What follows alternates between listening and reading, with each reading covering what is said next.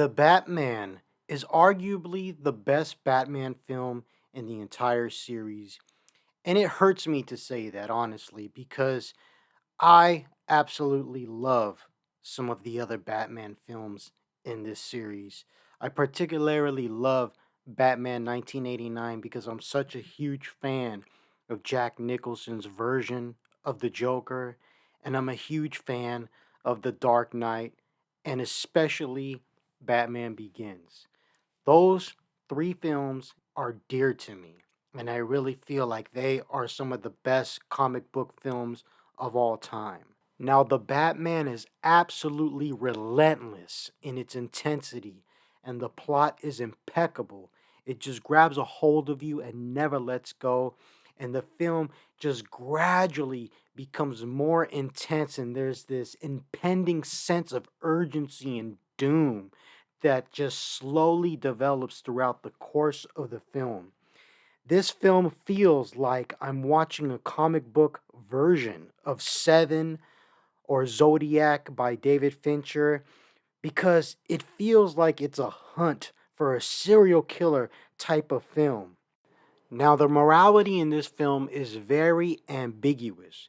There is not a black and white interpretation of good versus evil in this film, and I really enjoy that because seeing this moral gray area that is basically the focus of this film really makes the characters more relatable and more accessible to me. When the film opens up, which is on Halloween night, we see the Riddler spying on the mayor of the city, and he ultimately ends up murdering him. But this opening shot right here feels like I'm watching a Brian De Palma film. Something like Dress to Kill or Body Double, because I love this POV shot of the Riddler and spying on the mayor. It really sets up the atmosphere of the film, the tone of the film. Like a creepy serial killer stalker is in control. And this opening shot really sets the tone of the film because ultimately that's what this movie feels like. It feels like the hunt for a killer. This movie is the Silence of the Lambs of the Batman films. Now, I really enjoyed Robert Pattinson's version of Batman. It reminded me of Michael Keaton's Batman because he is silent and brooding.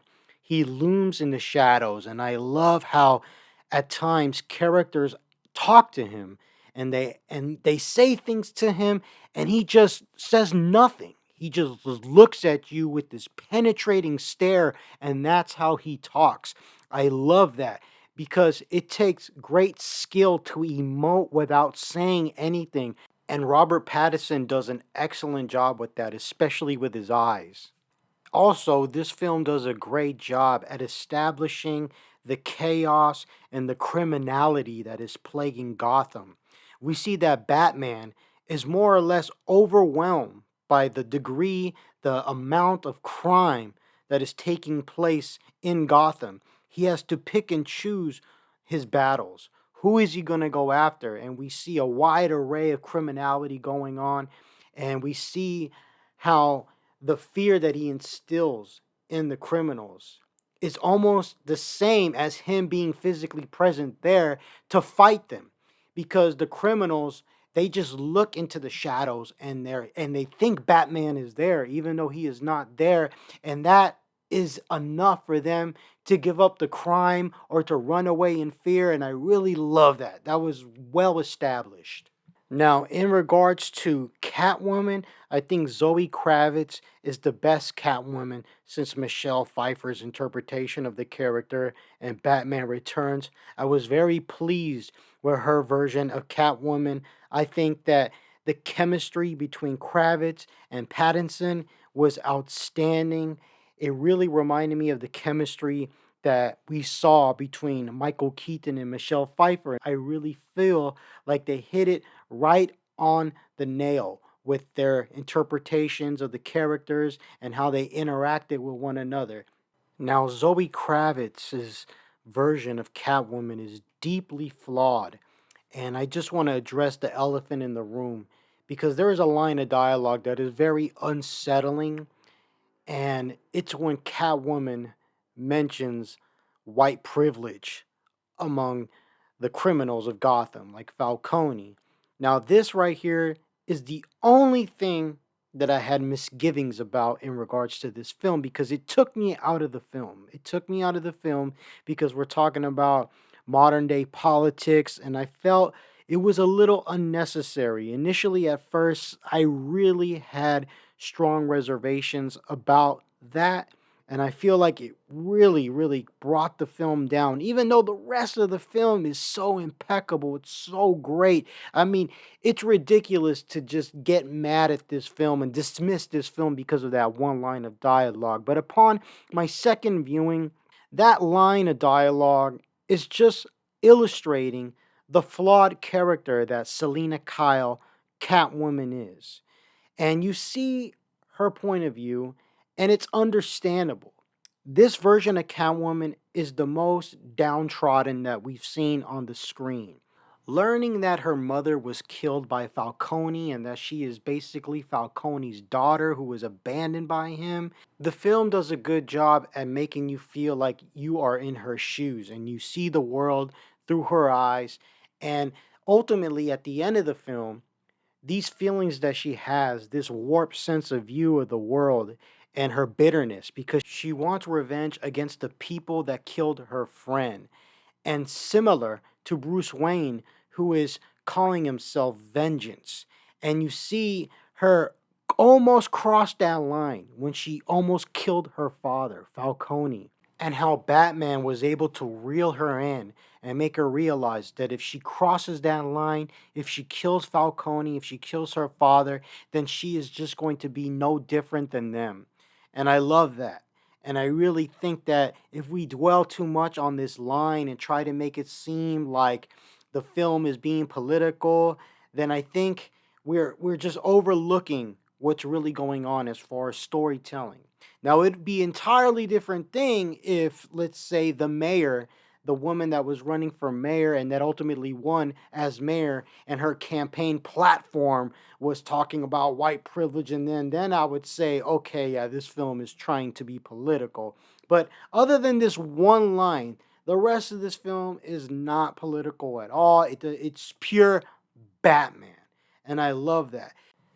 And another thing that refutes just the possibility that this film was trying to be political with this one white privilege line, it's that ultimately, if we look at the film through that lens, it's white privilege that saves the day because Bruce Wayne is a billionaire. He's a billionaire and he's white, so I don't understand how it could be political because ultimately Zoe Kravitz's character, Catwoman Selena Kyle, befriends and becomes a team with Bruce Wayne, who comes from quote unquote white privilege. But I think it's just a bunch of nonsense. And by the end of the film, she realizes that her bitterness, her worldview was wrong. And I think that Bruce Wayne, Batman, helped her out with this. This film is the film where we see the most Batman.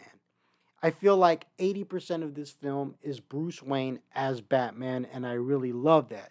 Now, coming back to the moral ambiguity of this film, and I mentioned this can be seen a little bit in Catwoman's character, but it can primarily be seen in Bruce Wayne's father, Thomas Wayne, and how he committed the terrible mistake that possibly cost the life of his wife and his life when he reached out to Falcone for help in stopping that reporter from ruining his reputation during his campaign for mayor.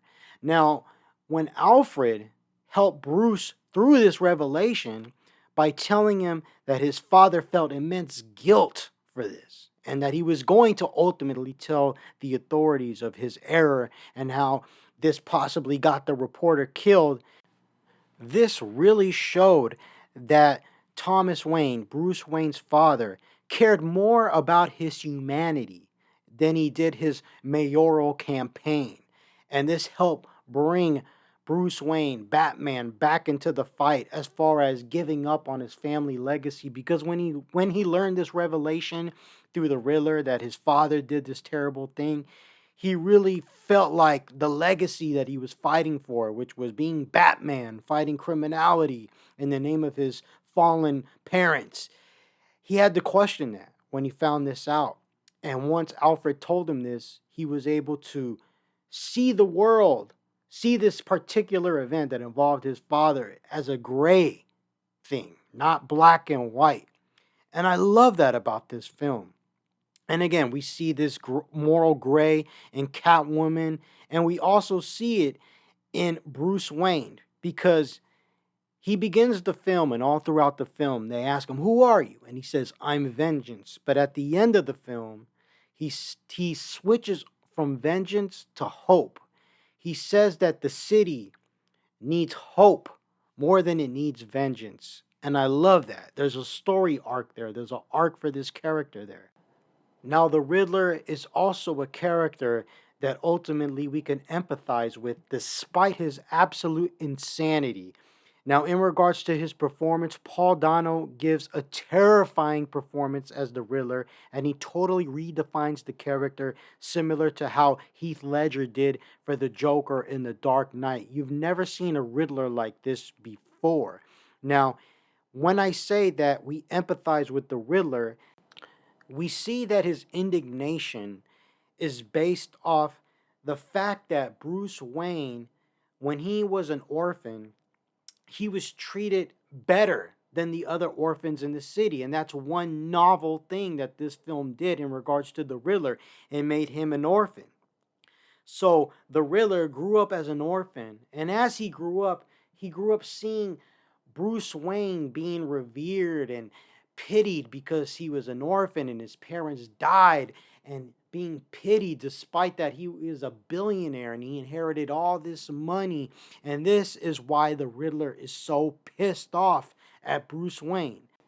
And this sentiment is understandable because why was Bruce Wayne's situation when he became an orphan and lost his parents, why is that given so much more attention than all the other orphans, Riddler included, who are poor and who have to sleep in the cold and live a miserable life from a because they're from a low socio-economical background. I mean, it's something that we can empathize with as far as the sentiment. Now, of course, I don't agree with his insanity and going around being basically a serial killer, mass murderer.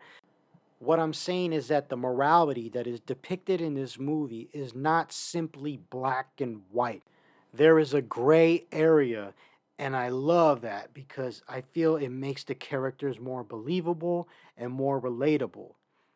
Now, Colin Farrell as the Penguin literally delivers his finest performance, and he totally submersed himself into the role as the Penguin. He is unrecognizable, and I really love his interpretation of the character.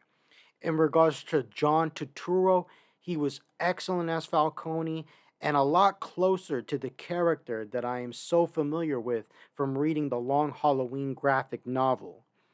Jeffrey Wright as Jim Gordon gave an excellent performance, and his performance proves that race does not matter, skin color does not matter. It didn't cross my mind for a second that I was watching a black actor. I was watching Jim Gordon. Now, back to the plot of this film, there is just constant twists and turns. This film is intense and unrelenting in how it gradually increases the sense of urgency and impending doom. The way the Riddler leaves a trail of mass murder through all his riddles was excellent because the riddles weren't just simply riddles, they were mysteries, they were plot mysteries, and that's really what made it so engaging. It could have really just been on the surface stuff to just mess with Batman, but each riddle was deep because, again, it led to unraveling the mysteries of the plot, and I really thought that the writers did an outstanding job with this.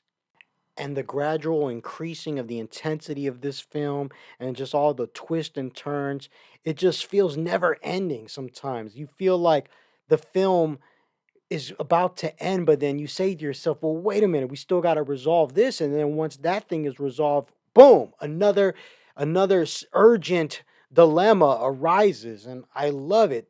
This film is 3 hours long, and it felt like 2 hours. That's how good the film is. They did an outstanding job here. The action is absolutely brutal. This Batman is furious. This Batman is gritty and homegrown. The Batmobile is like a Dodge Challenger on steroids. Now, in regards to the soundtrack, I love the soundtrack. I love that they had some Nirvana in there. And I much prefer this soundtrack to the Hans Zimmer soundtrack from the Dark Knight trilogy because this soundtrack reminded me a lot of Danny Elfman's soundtrack for the first two Batman films, Batman 1989 and Batman Returns, and I absolutely love the score for those two films. Matthew Reeves' directorial style is outstanding for Batman. I'm a huge fan of his two Planet of the Apes films, which are arguably the best Planet of the Apes films out of the entire series. And this is coming from somebody who reveres the first film with Charlton Heston. Again, Matt Reeves does an excellent job directing. I love his compositions. I love the way he sets the tone of the film. I love the performances that he's able to get out of the actors. The writing by Matt Reeves and Peter Craig was great. Cinematography by Greg Fraser, great. Editing by William Hoy and Tyler Nelson, great. This film is highly recommended by me, and as a Batman film, I am just ecstatic. Thank you guys for listening to this review. If you enjoyed it, please like, subscribe, and share. Take care, people. One love.